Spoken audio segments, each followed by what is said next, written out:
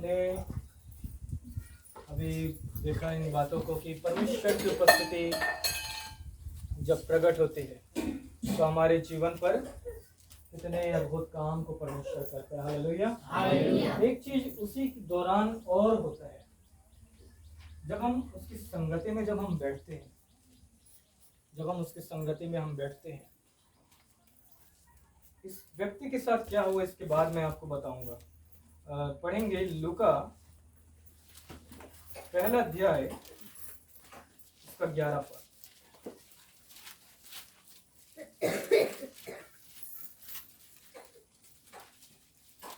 उस समय प्रभु का एक स्वर्गदूत धूप की वेदी की दाहिनी ओर खड़ा हुआ उसको दिखाई दिया।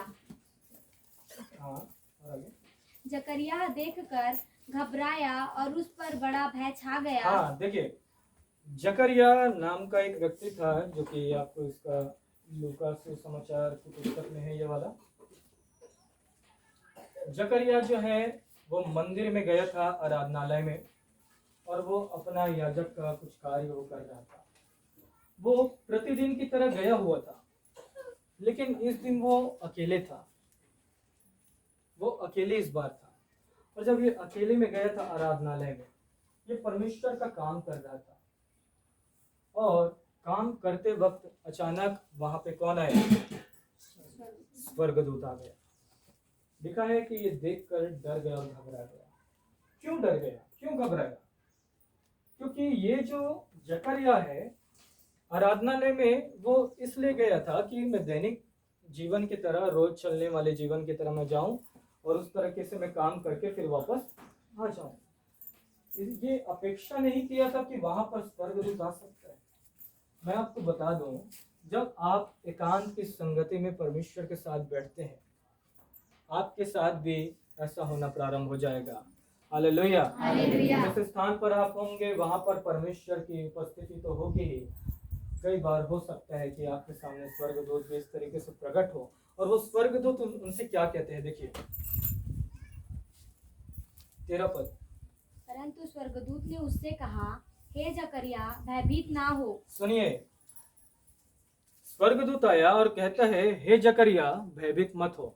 अब मुझे ये बताइए, स्वर्गदूत को कैसे पता चला कि इसका नाम जकरिया है? कैसे पता चला?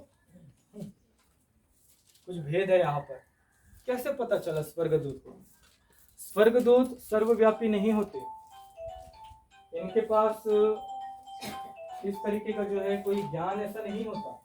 लेकिन मेरे प्रियो, जब जकरिया, हो सकता है जब वो अपने घर में प्रार्थना करता है, जब वो उस समय एकांत में आया, जब आप एकांत के समय में जब आप जाते हैं, जब आप जो है ना एकांत की संगति जब आप परमेश्वर के साथ करते हैं, आपकी चर्चा जो है स्वर्ग पर होना प्रारंभ हो जाती है। आपकी चर्चा कहाँ होने लगती है?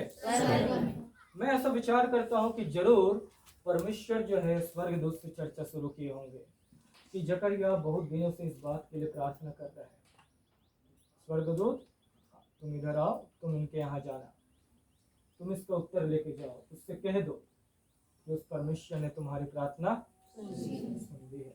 हालेलुया। प्रार्थना का उत्तर लेकर एकांत की संगति में स्वर्गदूत प्रकट हो गया। स्वर्गदूत को कैसे पता चलेगा नाम, जब तक परमेश्वर ना बताए?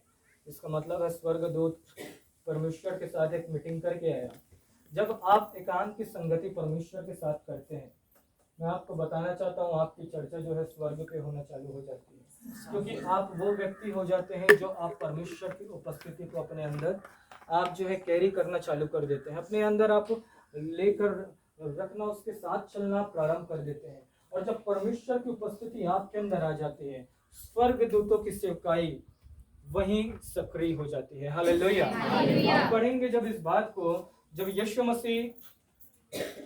मसीह जो है मत्ती 4 अध्याय में अभी हमने पढ़ा था कि जब 40 दिन की संगति जब परमेश्वर के साथ करते हैं, तो लिखा हुआ है मरकुस 1 अध्याय उसका 35 पद, 1 का 13 पद पढ़ेंगे, वहां पे ये बात लिखा हुआ है। देखिए, जंगल में 40 दिन तक शैतान ने उसकी परीक्षा की, और वह वन पशुओं के साथ रहा और स्वर्गदूत उसकी सेवा करते रहे। हाँ, जब यीशु मसीह परमेश्वर के साथ संगति एकांत में करना शुरू किए, इससे पहले बाइबल नहीं बताती इस बात को कि स्वर्गदूतों की सेवा यीशु मसीह को मिली। इससे पहले बाइबल नहीं बताती, हो सकता है रहा होगा, लेकिन यहीं पर एक बात को बाइबल बता रही है।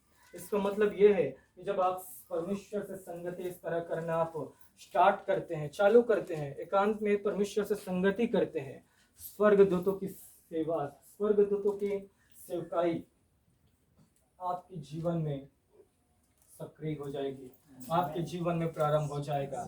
यदि आप अपने जीवन में स्वर्गदूतों के द्वारा जो है कार्यों को देखना चाहते हैं, स्वर्गदूतों के द्वारा कार्य कराना चाहते हैं, आप अपने जीवन में एकांत में समय देना, परमेश्वर के साथ बैठकर प्रार्थना करना, आप इसको आप अपने जीवन का प्राथमिक भाग जरूर से बनाएं।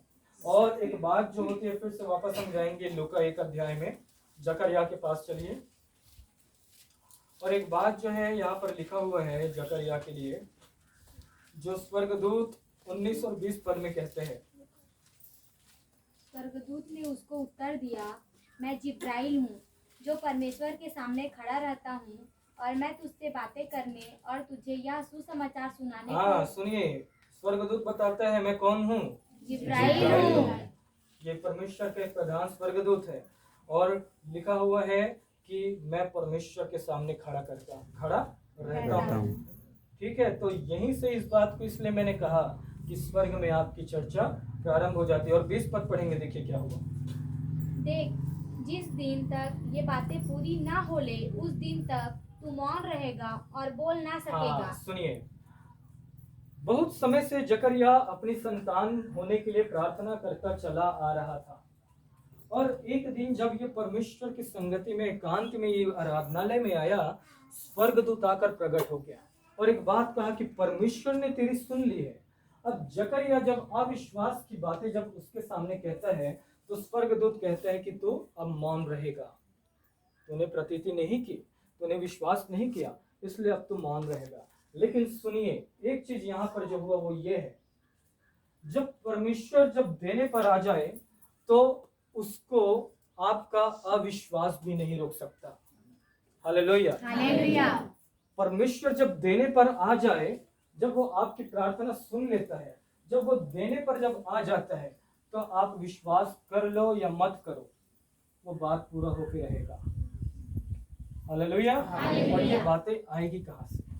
जब आप परमेश्वर के साथ एकांत में संगति करते हैं।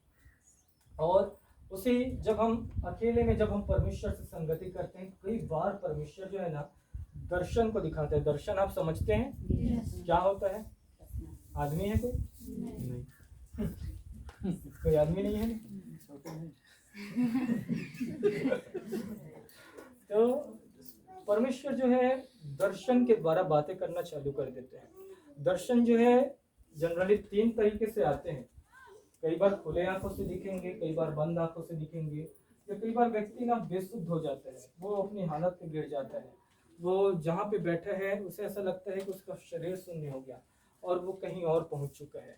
तो दर्शन के जो है ये 3 तरीके रहते हैं, जिसके माध्यम से पूरी बाइबल में आप पढ़ेंगे, और परमेश्वर इस तरीके से जो है दिखाता है। यदि आप बंद आंखों से दर्शन देखते हैं, बहुत अच्छी बात है।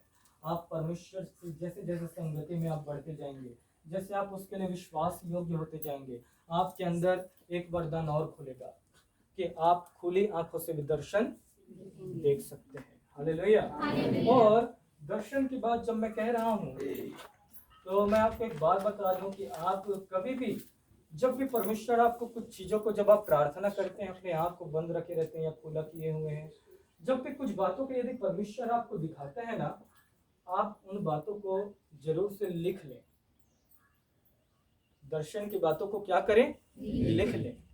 हबक्कुक 2 के पहले अध्याय में, 2 अध्याय उसके पहले पद में और दूसरे पद में ऐसा लिखा हुआ है, पढ़ देंगे उस बात को।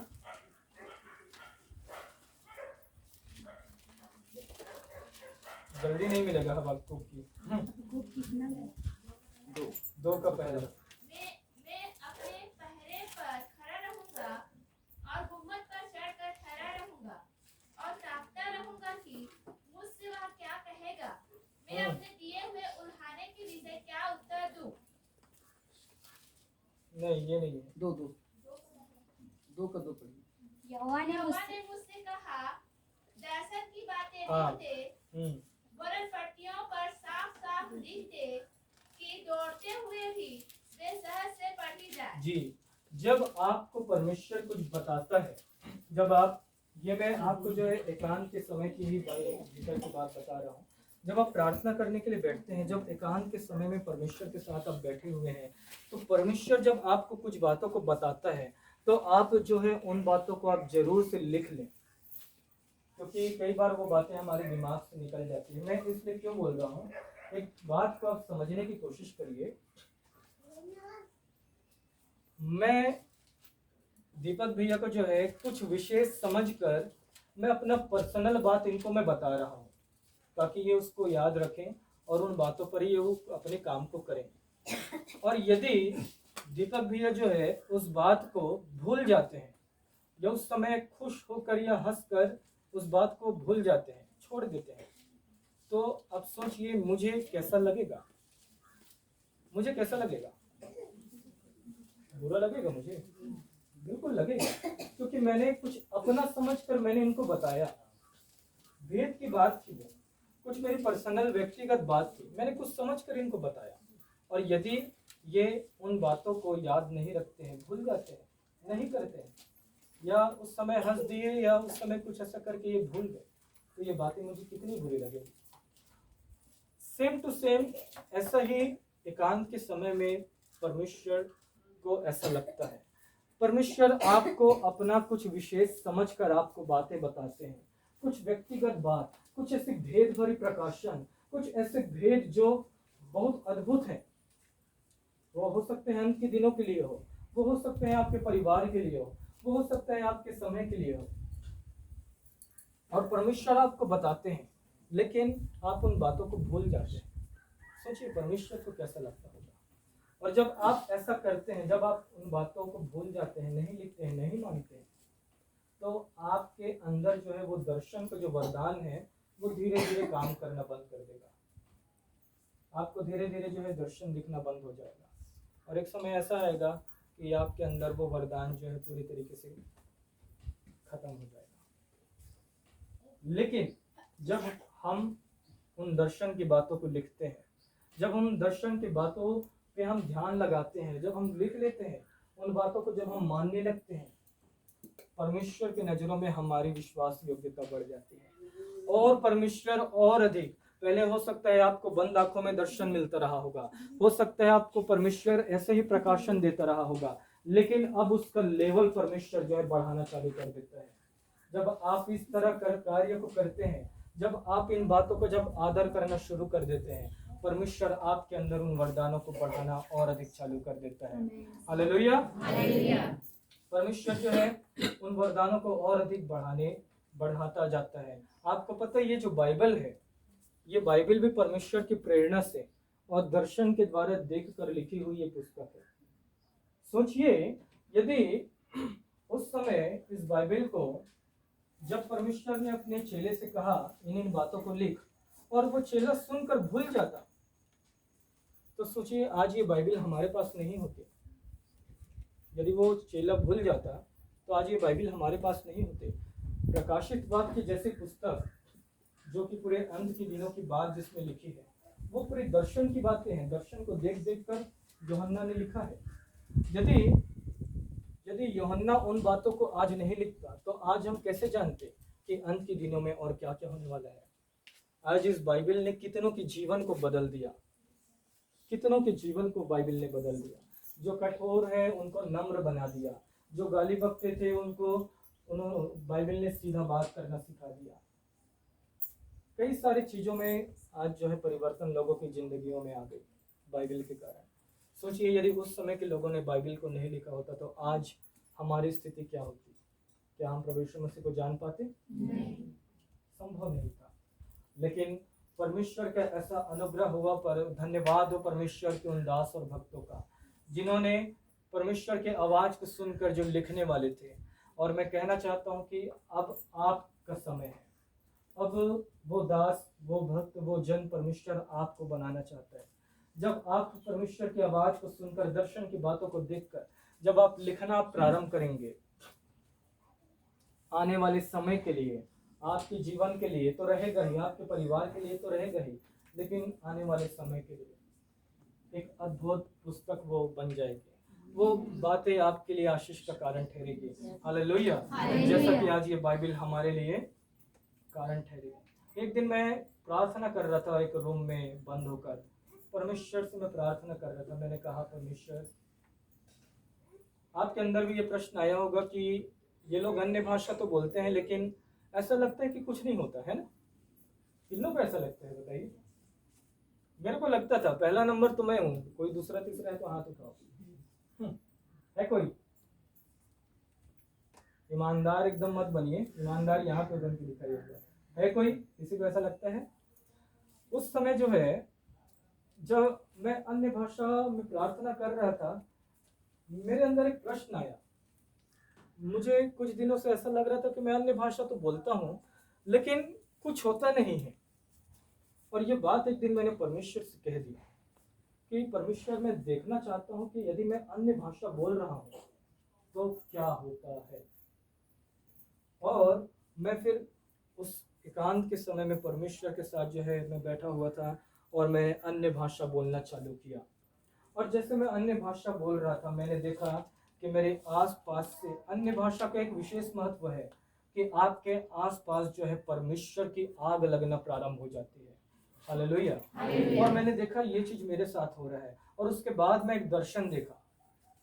वो दर्शन ये था कि मैं एक हॉस्पिटल पर चल रहा हूँ।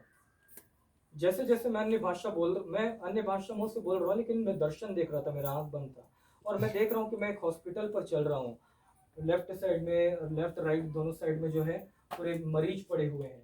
और जैसे जैसे मैं अन्य भाषा बोल रहा हूँ, मैं अपना हाथ उनको दिखाते हुए, उनके लिए प्रार्थना करते हुए मैं बढ़ते जा रहा हूँ। और मैं क्या देखता हूँ कि वो सारे मरीज जो है उस पलंग से उतर कर नीचे खड़े होते जा रहे हैं, मतलब ठीक होते जा रहे हैं।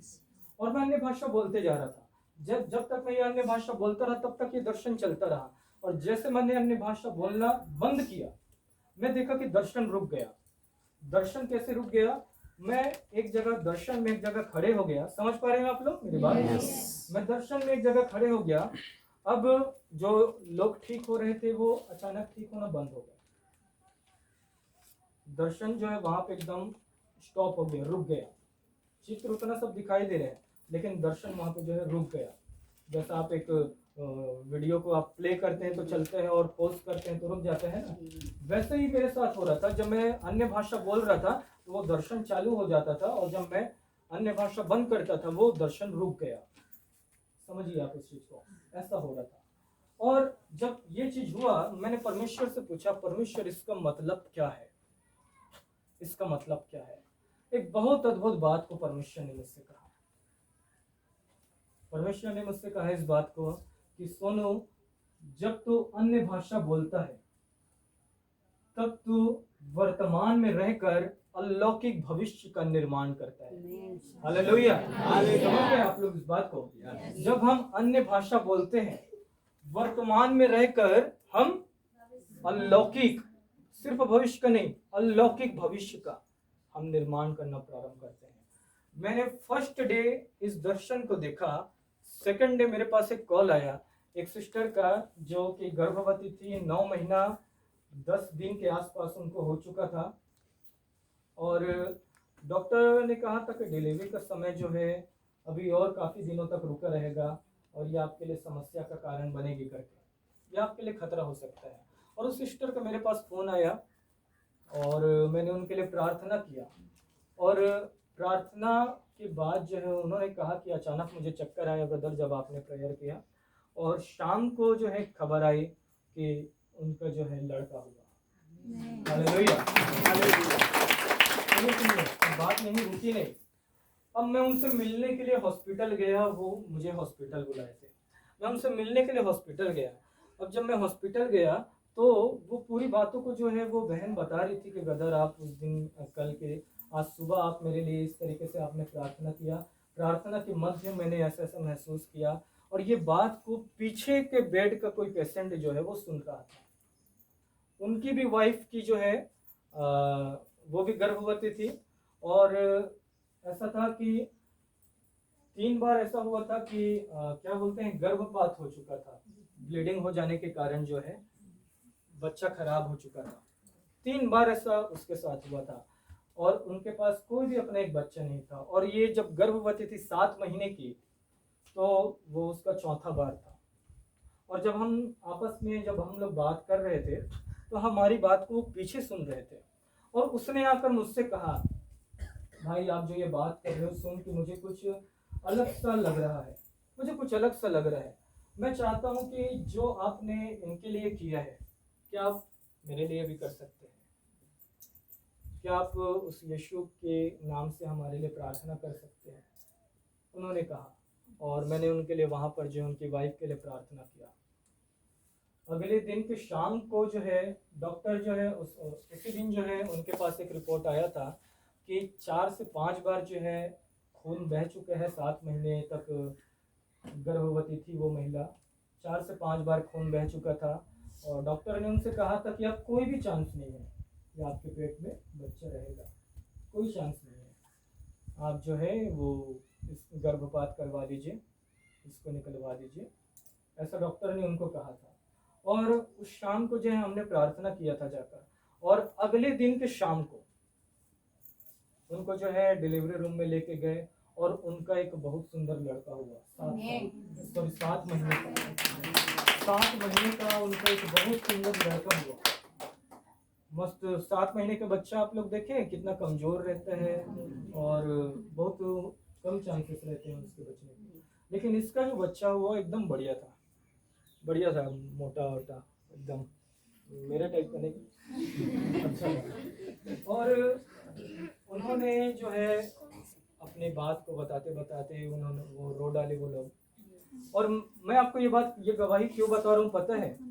मैं जब अन्य भाषा बोल रहा था ना, मैं दर्शन में देख रहा था कि मैं अन्य भाषा बोलते जा रहा हूँ और हॉस्पिटल में काम हो रहा है। और वही चीज जो है जस्ट नेक्स्ट डे मेरे जीवन में वो चीज पूरा होना प्रारंभ हुआ। ये तो एक हुआ ही। रायपुर का मेकाहारा हॉस्पिटल कितने लोग जानते हैं? सब लोग जानते हैं, बहुत फेमस है वो। 1 महीना से कोई बच्चा वहां जो है एडमिट था। उनकी मम्मी का कॉल आया कि 1 महीना से उनका लड़का एडमिट है और पेट के नीचे का पूरा हिस्सा जो है शून्य पड़ा है और धीरे धीरे वो ऊपर का हिस्सा भी जो है शून्य होते जा रहा है। क्या प्रॉब्लम था, क्या था, मैंने उतना सब जानने की कोशिश नहीं की, लेकिन मैं उनसे मिलने के लिए गया, उनके लिए प्रार्थना की। और इस पूरी गवाही को छोटी करते हुए मैं बताऊं तो शाम को जो है उनके मम्मी ने फोन किया कि लड़का पैर हिला रहा है, लड़का पैर हिलाना चालू कर दिया है। अब वो लड़का जो है दोनों पैर के बल जो है वो बैठना चालू कर दिया है और अगले 2 दिनों में जो है उस लड़के का डिस्चार्ज हो गया मेरे को। Hallelujah, hallelujah. परमेश्वर ऐसा अद्भुत काम करता है। इतनी बड़ी गवाही कहाँ से बन के आई? उस एकांत के समय से, उस एकांत की संगति से, जहाँ से मैं प्रार्थना करके निकला। कभी भी इस बात को मत सोचिएगा कि जब हम अन्य भाषा बोलते हैं ना कुछ नहीं हो रहा है, आप आत्मिक जगत नहीं देख पाते इसलिए आप ऐसा कहते हैं। जिस दिन आप आत्मिक जगत देखना प्रारंभ करेंगे उस दिन इस बात को आप कभी भी नहीं करेंगे। Hallelujah, hallelujah. और इस प्रकार बाइबल में अनेकों गवाहियां हैं। पतरस ने दर्शन देखा, पौलुस ने दर्शन देखा, बहुत सारी बातें हैं। और जब हम इसी तरह जब हम एकांत का समय परमेश्वर के साथ हम जब व्यतीत करते हैं, कितने लोग को बोर लग रहे हैं? मजा आ रहा है सभी को? समझ आ रहे हैं? एक और बात हम देखेंगे। अब हम इस वचन के आखिरी में हम आ गए हैं, फिर मैं आप सबों के साथ मिलकर प्रार्थना करूंगा। हालेलुया। एकांत के समय में जब हम परमेश्वर के साथ बैठते हैं तो एक अभिषेक जो होता है, अनॉइंटिंग, उसका बहाव होने लगता है। कैसे होता है मैं आपको बताऊंगा। पहला यूहन्ना 2 अध्याय उसका 27 पद पढ़ेंगे। पहला यूहन्ना पुराने नियम में है।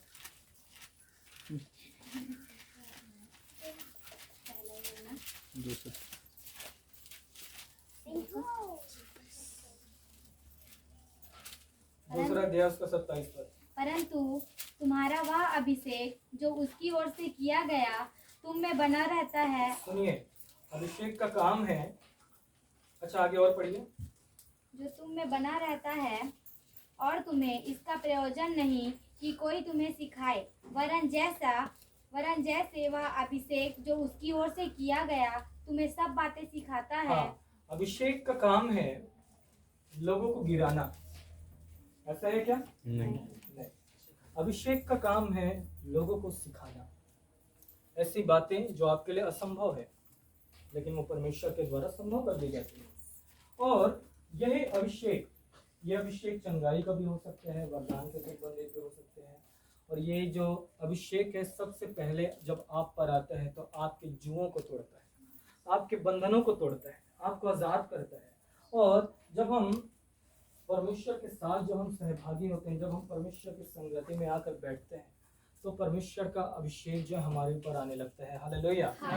आप जो पढ़ेंगे एलिशा के बारे में, एलिशा के बारे में पढ़ेंगे, एलिया के बारे में पढ़ेंगे, बहुत सारे लोग हैं। मैं आपको जो है छोटे भाग में करके मैं आपको बता रहा हूँ। अब्राहम और लूत के बारे में आपने सुना होगा, ये दोनों कौन थे? चाचा भतीजा। ये दोनों चाचा भतीजा थे। और जब अब्राहम के ऊपर जो है परमेश्वर का एक विशेष अभिषेक था, अब्राहम के ऊपर परमेश्वर का एक विशेष अभिषेक था और अब्राहम जो है वो संपन्न व्यक्ति था। और जब लूत अब्राहम के पास आया, पहले लूत के पास कुछ नहीं था, पहले लूत के पास कुछ नहीं था, लेकिन जब लूत अब्राहम के पास आया, लिखा है कि लूत भी जो है संपन्न होने लगता है। अब्राहम को जो है संपन्नता की आशीष मिली थी, अब्राहम को जो है संपन्नता की अभिषेक मिला था। और जब उस अभिषेक के अंदर में लूत आया, लूत भी वैसा होने लगा, लूत भी वैसे ही होने लगा। और जब इस बात को मैं प्रमाणित भी कर सकता हूँ, आप घर जाके बाइबल अच्छे से पढ़िएगा अब्राहम और लूत के बारे में, उत्पत्ति 13 अध्याय से लेकर 16 अध्याय तक का। और जब आप उस भाग को आप पढ़ेंगे, लूत को जो है एक युद्ध होता है। पहले अब्राहम कहते हैं, लूत अपना हिस्सा जब मांगता है, अब्राहम कहते हैं जो तुझे चाहिए वो तू ले लेना, जो तुझे तेरी इच्छा है वो तू ले लेना, यदि तू इधर जाए तो मैं इधर जाऊंगा, यदि तू इधर जाए तो मैं इधर जाऊंगा। लूत अच्छे वाले भाग को चुन लेते हैं और लूत उधर चला जाता है।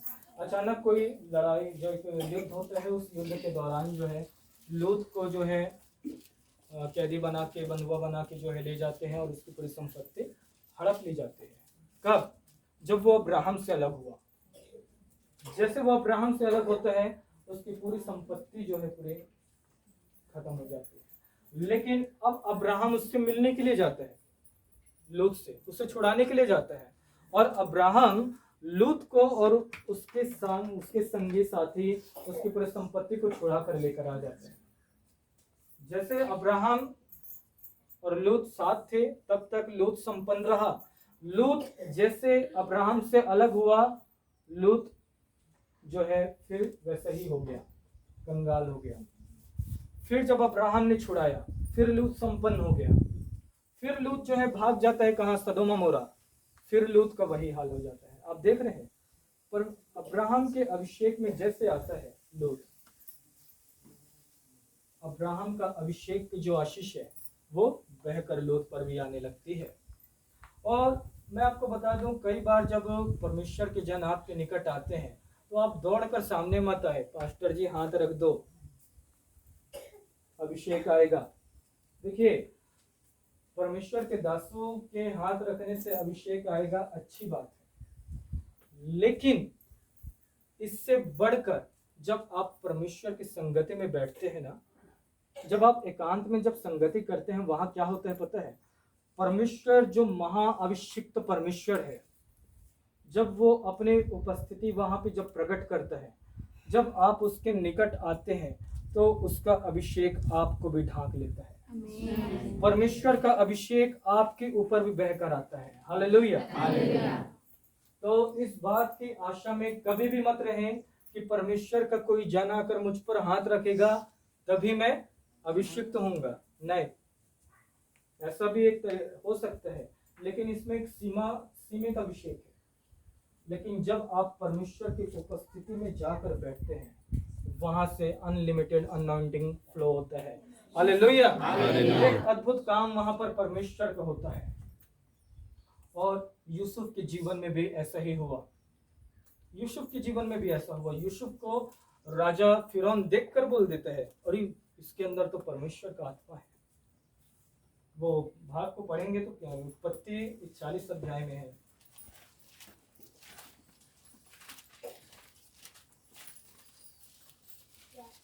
उत्पत्ति 40 अध्याय उसका 38 पद देखिए क्या बोलते हैं राजा फिरौन उनसे। इसलिए फिरौन ने अपने कर्मचारियों से कहा, क्या हमको ऐसा पुरुष जैसा यह है जिसमें परमेश्वर का आत्मा रहता है मिल सकता है? हाँ सुनिए, राजा फिरौन ने परमेश्वर के काम को यूसुफ के द्वारा देखा। इसको ध्यान से सुनिएगा, समझने की कोशिश करिए। राजा फिरौन ने परमेश्वर के काम को यूसुफ के द्वारा देखा, ठीक है। लेकिन राजा फिरौन मांगता किसको है? राजा फिरौन जो है मांगता किसको है? देखिए, क्या हमको ऐसा पुरुष जैसा इसमें परमेश्वर का आत्मा है मिल सकता है? आज जो है बहुत से मसीही गलती यही कर देते हैं। परमेश्वर के बड़े बड़े जन को जब वे देखते हैं, परमेश्वर का जन अपने आप में कुछ भी नहीं है। यदि परमेश्वर की उपस्थिति यदि आज मुझसे अलग हो जाए तो मेरा कोई भी वजूदगी नहीं है। समझ रहे हैं आप? मैं शून्य हूं। लेकिन आज यही गलती बहुत सारे लोग करते हैं। आप परमेश्वर के बड़े बड़े जन के द्वारा आप परमेश्वर के काम को होता हुआ देखेंगे, लेकिन आप पीछा किसका पकड़ते हैं? परमेश्वर के जन का। आप उसको छोड़ देते हैं जिसके काम को आपने देखा, लेकिन आप पीछा किसका पकड़ लेते हैं? मनुष्य का। और यही चीज जो है राजा फिरौन ने कहा। परमेश्वर के आत्मा के काम को देखकर राजा फिरौन मांगता किसको है? यूसुफ को मांगता है। मैं आपसे चाहता हूं कि आज आप जो है एक कदम इस बात से निकलकर और आगे आ जाए। इस बात से निकलकर एक कदम और आगे आइए। आप परमेश्वर के आत्मा को मांगना शुरू करिए। यदि आप देखते हैं कि वो भाई के द्वारा परमेश्वर चंगाई कर रहा है, यदि आप देख रहे हैं उस भाई के द्वारा परमेश्वर दुष्ट आत्मा को निकाल रहा है, आप कहिए परमेश्वर का जो आत्मा, जो वरदान उसके अंदर है, परमेश्वर मैं चाहता हूं कि वो आपका वैसा ही आत्मा मेरे अंदर भी काम करने लगे, मेरे अंदर भी उस तरीके से काम होने लगे। आप उनके पीछे मत पड़ जाइए, आप परमेश्वर के आत्मा का पीछा पकड़ लीजिए। उसके बाद बाकी चीजें आपके पीछे चले आएंगी। हालेलुया। एकांत के समय में जो सबसे महत्वपूर्ण काम होता है आपके जीवन में वो ये है, परमेश्वर की उपस्थिति जब प्रकट होती है और जब आप वहां पर जाकर बैठते हैं, परमेश्वर का अभिषेक जो है बहकर आपके अंदर जाने लगता है। परमेश्वर का स्वभाव बहकर आपके अंदर जाने लगता है। उसके उपस्थिति में उसके जैसा बनने की इच्छा आपके अंदर आने लगती है। कितना जबरदस्त यीशु मसीह ने 3.5 वर्ष जब इस पृथ्वी पर जिया, पूरे इतिहास को तो रच दिया, पूरे भविष्य को भी बदलने के लिए 3.5 वर्ष की सेवकाई कितनी जबरदस्त यीशु मसीह ने किया। और मैं आपको बताना चाहता हूँ, जब आप ऐसा ही परमेश्वर के साथ संगति करते हैं, आप भी जो है वैसा जीवन जी सकते हैं। हालेलुया। बहुत से लोग जो है इस बात को कहते हैं, आप बुरा मत मानिएगा, बहुत से लोग इस बात का प्रचार करते हैं। लिखा हुआ है मत्ती 28:19 में, क्या लिखा हुआ है? उस बात को पढ़िए। जाओ कर तुम चेला बनाओ। लिखा हुआ ये बात, लिखा हुआ ये बात मत्ती 28:19 पद में ये बात लिखा हुआ है, जाकर तुम चेला बनाओ। अब सुनिए, यीशु मसीह ने ये बात कब कही? अपने जीवन के अंत में। यीशु मसीह ने, ध्यान दीजिए मेरी ओर, यीशु मसीह ने ये बात कब कही? अपने जीवन के अंतिम भाग में। तो शुरुआत के और मध्य भाग में यीशु मसीह ने क्या कहा, क्या किया? आपको पता है? मत्ती का पूरा 27 अध्याय इस बात को सिखाता है कि आप परमेश्वर से संगति करें, परमेश्वर के जैसा बने, चेला बने। तब जाके यीशु मसीह कहते हैं वहां पे, अब तुम चेला बनाओ। इसका मतलब आप समझ रहे हैं, पहले चेला बनो, फिर चेला बनो। तो उस बात को हमेशा याद रखें। आपको परमेश्वर की उपस्थिति में बैठकर परमेश्वर से संगति करते हुए पहले आपको अपने आप को प्रिपेयर करना है। परमेश्वर आपके जीवन में जरूर से, मैं जानता हूँ, एक विशेष बुलाहट को आपके लिए रखा है, लेकिन उस बुलाहट में आने से पहले क्या आप अपने आप को यीशु के जैसा आकार देना चाहते हैं? मैं इतनी बात को मैं आपको जो बता रहा हूँ वो इसलिए नहीं है कि आप सामर्थी बनो। क्या करोगे आप सामर्थी बन के? स्वर्ग में सामर्थी लोगों का कोई काम नहीं है।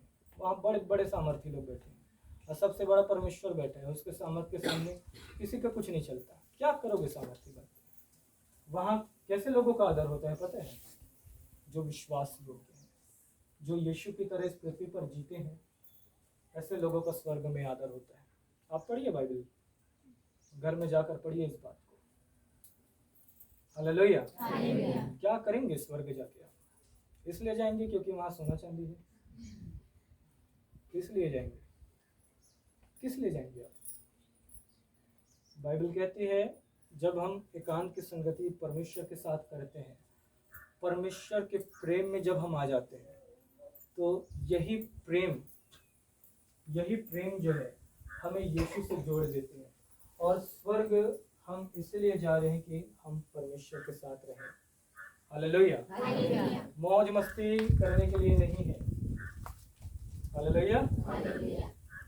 एक बार फिर से मैं कहना चाहता हूँ प्रियो, आप सभी को आज का संदेश आपने समझा होगा। मैं जानता हूँ इस बात को जरूर से कि इसमें से कुछ भी बातें जो आपने आज पकड़ ली है, आज आप उसको अपने निर्णय में ला लीजिए। सिर्फ इतना नहीं कि इस बाउंड्री तक जो है ये वचन सीमित रहा है, बाउंड्री के पार की है और फिर तो गए दबा के खा के आप तो सोएंगे करके। नहीं, आज इस वचन के भाग को आप पकड़ लीजिए। जो भी आपने सीखा उस बात को आप अपने जीवन का ना एक निर्णय बना लीजिए।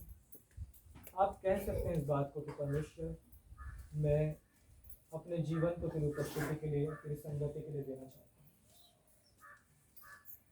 मैं अपने जीवन को तेरी संगति के लिए देना चाहता हूँ। मुझे नया आकार दे। मैं लोगों के बीच में, मैं जरूरतमंद लोगों के लिए मैं खड़े होना चाहता हूँ। क्या आप ऐसा कह सकते हैं? हालेलुया। एक योना जिसे परमेश्वर ने कहा कि निनवे को जाओ, भाग जाते हैं तर्शीश, लेकिन फंस गया जाकर। भागा तो जरूर, लेकिन फंस गया। चला गया कहाँ? मछली के पेट में। महामछ लिखा है। अब वो वेल था, सार्क था, क्या था, लेकिन गया किसी के पेट में। 3 दिन तक था वहां। एक मछली को आप यहाँ पर रख दो, बदबू से कोई बैठ नहीं पाएगा, और उसके पेट में चला जाए तो क्या हाल होगा? क्या हाल होगा? वो कैसे रहा होगा 3 दिन? पानी के अंदर मछली था। उसका रहना भी वहां बड़ा अजीब था। सो भी नहीं सकता। सोता तो मछली उछलती पलटती, तो फिर ऊपर से नीचे गदार से गिरी, क्या करी? बैठ भी नहीं सकता। लेकिन योना ने ना तीसरे दिन प्रार्थना की, और वो प्रार्थना क्या थी पता है? एकांत की प्रार्थना। मछली के पेट के अंदर कोई नहीं था। उसको समझ आ गया। मैंने इस बात को परमेश्वर से पूछा कि ये योना जब इतनी बड़ी तकलीफ में था, पहले दिन प्रार्थना क्यों नहीं किया? दूसरे दिन प्रार्थना क्यों नहीं किया? इसको क्या थी जो 2 दिन 3 दिन तो इसको रुकना पड़ा? तीसरे दिन इसकी समझ क्यों खुली? आपको पता है? पहले दूसरे दिन वो क्या किया होगा? अपने से भागने का रास्ता, पूरा रास्ता खोजा होगा। कहाँ से भागूं? मछली की पूंछी से निकल जाऊं, कि मछली के पेट को फाड़ के निकल जाऊं, कि मछली के ऊपर से कुछ रास्ता होगा? कहाँ से निकलूं? मैं तो ऐसा सोचता हूँ कि 2 दिन तक तो ये अपने बल से रास्ता खोजा, लेकिन जब रास्ता नहीं मिला ना, तब परमेश्वर याद आया। तब इसने कहा परमेश्वर मैंने तो गलती किया है, मान लिया इसको, एकदम हृदय से इसने माना। टूट गया ये व्यक्ति जो था ना, अपने आप से भरोसा जो है टूट गया इसका।